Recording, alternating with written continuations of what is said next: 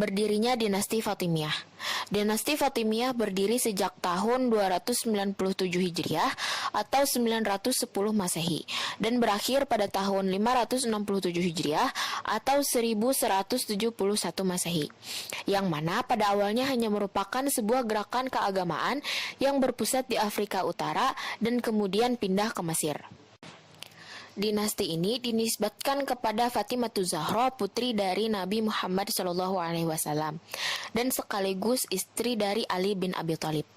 Dinasti Fatimiyah beraliran Syiah Ismailiyah dan didirikan oleh Said ibni Husain al-Salamiyah yang bergelar Ubaidillah al-Mahdi.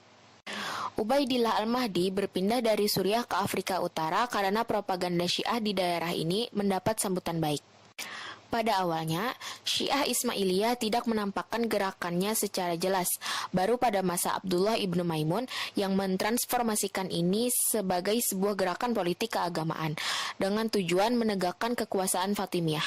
Secara rahasia, ia mengirimkan dai ke seluruh penjuru wilayah Muslim untuk menyebarkan ajaran Syiah Ismailiyah. Kegiatan inilah yang pada akhirnya menjadi latar belakang berdirinya dinasti Fatimiyah. Silsilah kekhalifahan dinasti Fatimiyah. Tercatat ada 14 orang khalifah yang memimpin dinasti ini. Yang pertama, Al-Mahdi, hingga yang terakhir ialah Al-Adid. Setelah wafatnya Abdullah ibnu Maimun, pimpinan dijabat oleh Abu Abdullah al-Husain. Syiah Ismailiyah mulai menampakkan kekuatannya setelah puncak pemerintahan dijabat oleh Said ibni Husain al-Ismailiyah, yang menggantikan Abu Abdullah al-Husain. Di bawah kepemimpinannya, Syiah Ismailiyah berhasil menaklukkan Tunisia sebagai imam dengan gelar Ubaidillah al-Mahdi. Ubaidillah al-Mahdi merupakan khalifah pertama Daulah Fatimiyah. Ia memerintah kurang lebih 30 tahun, dari tahun 904 hingga 934 Masehi. Dalam masa pemerintahannya, Al-Mahdi melakukan perluasan wilayah kekuasaan ke seluruh Afrika, meliputi Maroko, Mesir, Malta, Alexandria, Sardania, Korsika, dan Balerik. Pada tahun 904 Masehi, Khalifah Al-Mahdi mendirikan kota baru di pantai Tunisia yang diberi nama Kota Mahdiyah, yang didirikan sebagai ibu kota pemerintahan. Kekuasaan mereka semakin menjadi besar di Afrika Utara.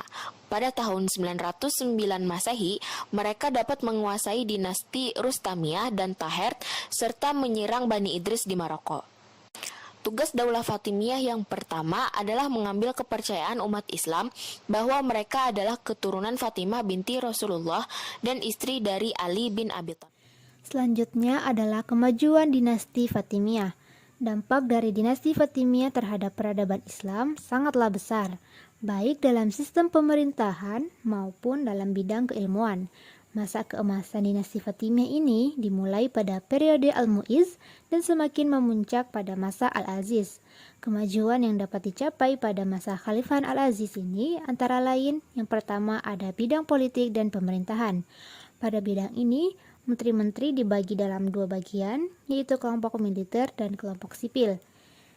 Yang dibidangi oleh kelompok militer yaitu urusan tentara perang, pengawal rumah tangga khalifah, dan semua permasalahan yang menyangkut keamanan.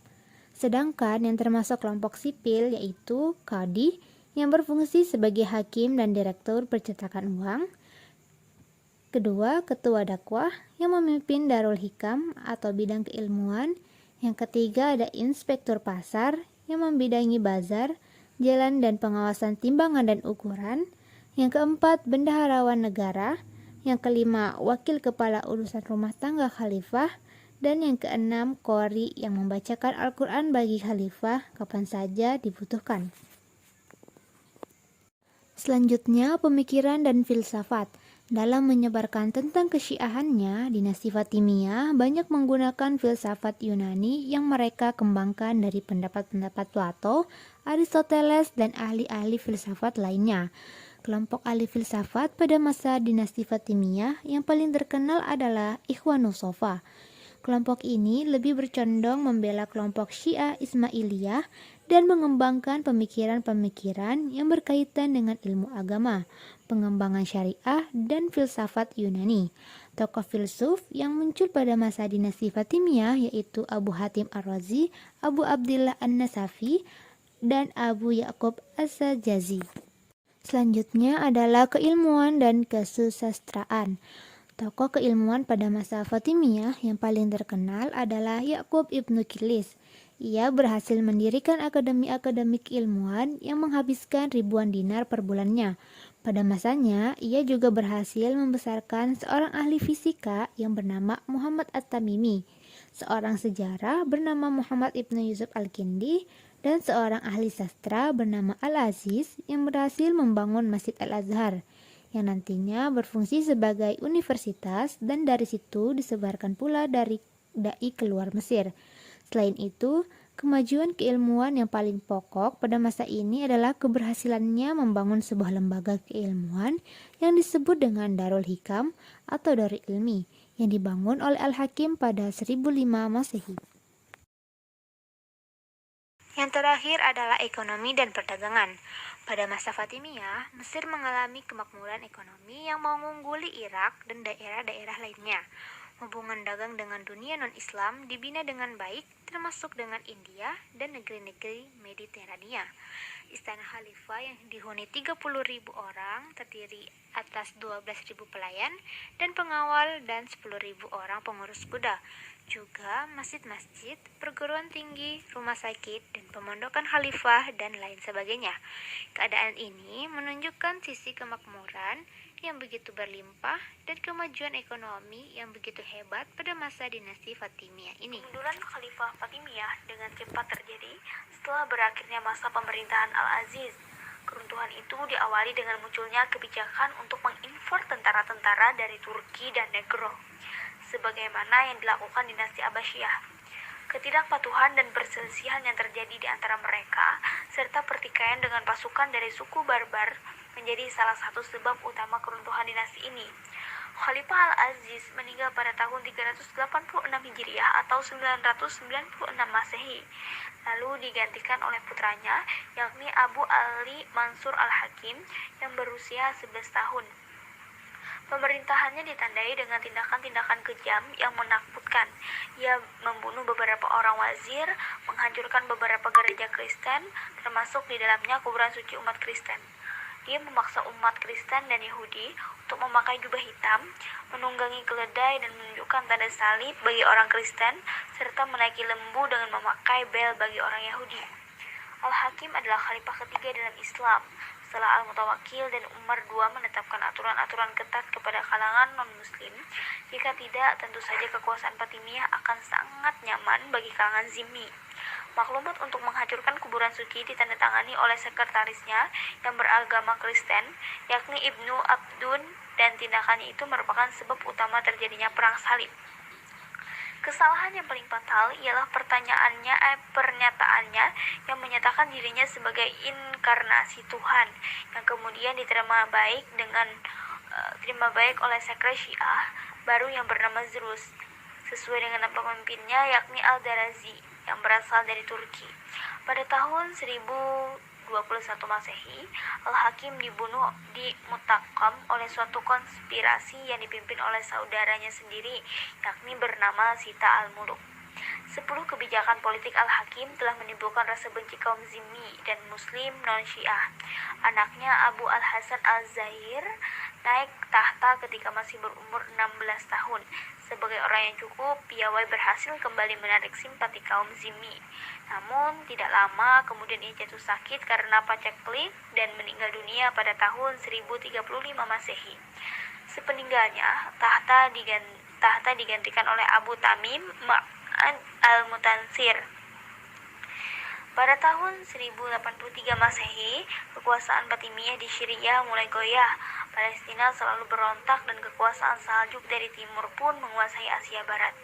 Pada tahun 446 sampai 454 Hijriah, Mesir dilanda wabah penyakit, kemarau panjang, dan sungai Nil mengering.